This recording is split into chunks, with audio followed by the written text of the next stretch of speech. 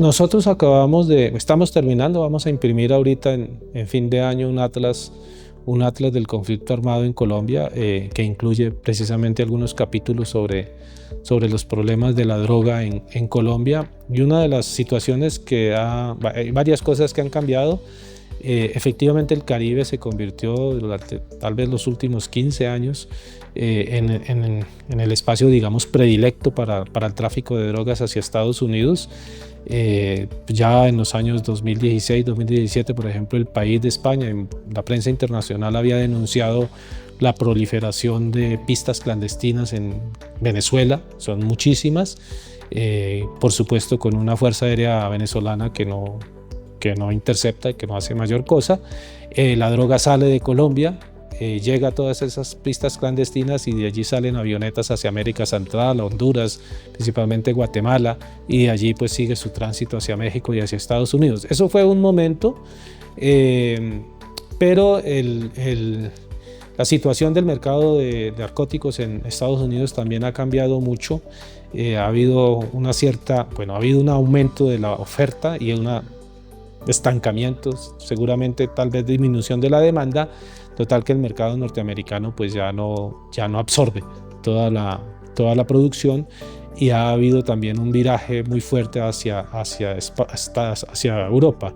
Hoy Europa está teniendo récords todos los años, los últimos 5 años Europa está teniendo récords todos los años en decomisos de cocaína. Hay una expansión gigantesca del consumo en Europa que está generando muchos problemas en toda Europa. Basta ver los noticieros franceses principalmente, españoles, europeos en general, para notar la afectación de muchas ciudades, de microtráfico, etcétera, etcétera. Y por supuesto pues han aparecido rutas por el Caribe que van hacia Europa. Entonces en las Antillas Menores, que generalmente son territorios de ultramar, sea de Francia o de Gran Bretaña, o algunos independientes, también holandesas, se han fortalecido mucho los controles y son recurrentes los decomisos de cargamentos.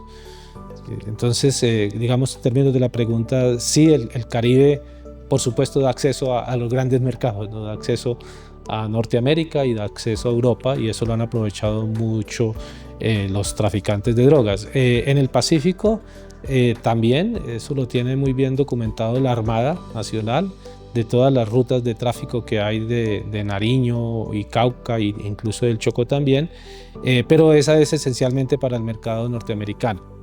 Entonces, claro, mueve mucho más el Pacífico todavía, pero los retos que impone el tráfico del Caribe hacia Europa son bastante altos, porque es un mercado en plena expansión. Si uno mira un mapa físico del Caribe, va a haber básicamente 3 áreas marítimas. Una, el Golfo de México, 2, el Caribe, y después ya el Atlántico. La particularidad del Caribe es que es una especie de mar cerrado, que está limitando al occidente con México, con Yucatán, por el estrecho de Yucatán, con Cuba, está limitando también con todas las Antillas Mayores, Haití, República Dominicana, Puerto Rico. Ahí hay 2 pasos importantes, el paso de los vientos y el paso de la Mona, y después las Antillas Menores. Entonces es un mar interior. Para salir al Atlántico hay que cruzar por alguno de esos estrechos, y efectivamente esos estrechos pueden y son controlados por los Estados Unidos principalmente. Históricamente pues el Caribe ha sido un espacio de disputa entre las diferentes potencias, los españoles primero, los franceses, los británicos, y después de la Segunda Guerra pues los americanos quedaron con el control de todo lo que tenía, sobre todo los británicos allí. Es particular, por ejemplo, durante la Segunda Guerra, lo que se llamó la Guerra de los Submarinos en 1941, cuando Alemania intentó controlar el flujo de hierro, el flujo de bauxita sobre todo, y el flujo de petróleo hacia Europa, hacia los aliados. Entonces mandaba submarinos para destruir las flotillas con las mercancías, y bueno, los aliados pues tratando de proteger esas flotillas. Entonces siempre el Caribe ha sido muy estratégico. Hay que recordar, por ejemplo, que en la Segunda Guerra uno de los principales surtidores de petróleo para el esfuerzo bélico fue precisamente Venezuela.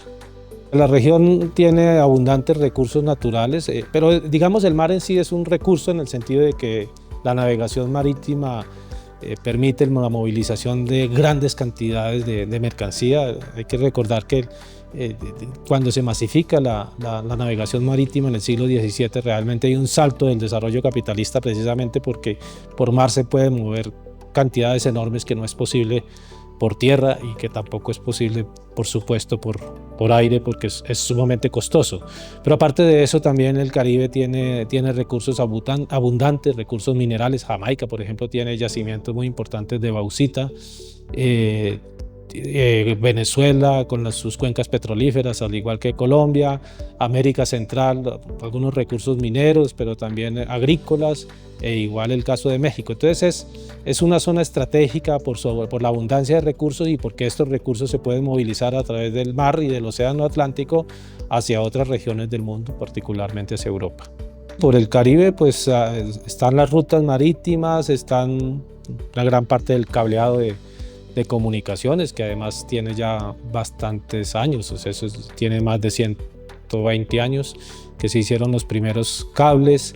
El Caribe en sí es supremamente estratégico, da acceso a través del Golfo de México también a Estados Unidos. Es recordar que durante la Segunda Guerra Mundial los alemanes alcanzaron a poner un submarino en las bocas del Mississippi, ¿no? Y que eso es un problema grande para Estados Unidos. Entonces Estados Unidos también le interesa, por supuesto, que es un espacio al que se puede acceder a Estados Unidos, necesita controlarlo. Se da acceso a la parte sur de los Estados Unidos y en el Golfo de México Estados Unidos tiene una capacidad industrial enorme, son las principales refinerías que tiene Estados Unidos, las más grandes están en el Golfo de México. Estados Unidos tiene una gran cantidad de bases en el Caribe, las más grandes las tiene ahí en Vieques, en Puerto Rico. Puerto Rico es un estado asociado de los Estados Unidos y tiene otras bases ahí dentro del Caribe. Pues no, el control lo ejerce Estados Unidos completo sobre el Caribe, no hay bases de otras potencias y de otros países. Los chinos también, pero los chinos han preferenciado una intervención un poco más económica. Habremos escuchado hace poco de la disputa con Panamá y del malestar de Estados Unidos, de la administración Trump, con la presencia de empresas chinas alrededor de la administración del canal, ¿cierto? Y cómo los panameños se vieron obligados a más o menos retirar esa participación. Entonces realmente el control completo del Caribe hoy está en manos de Estados Unidos, con presencia por supuesto de otras potencias, pero aliadas de Estados Unidos. Francia tiene territorios de ultramar en las Antillas Menores, por ejemplo. Gran Bretaña tiene algunas pequeñas también, pero principalmente es Estados Unidos.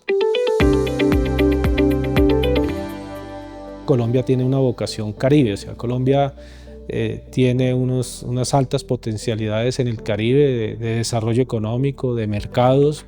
Las está aprovechando, pero seguramente las puede aprovechar mejor. Tiene unas grandes ventajas, tiene mucha población, tiene una riqueza importante, tiene muchos recursos también, tiene puertos allí.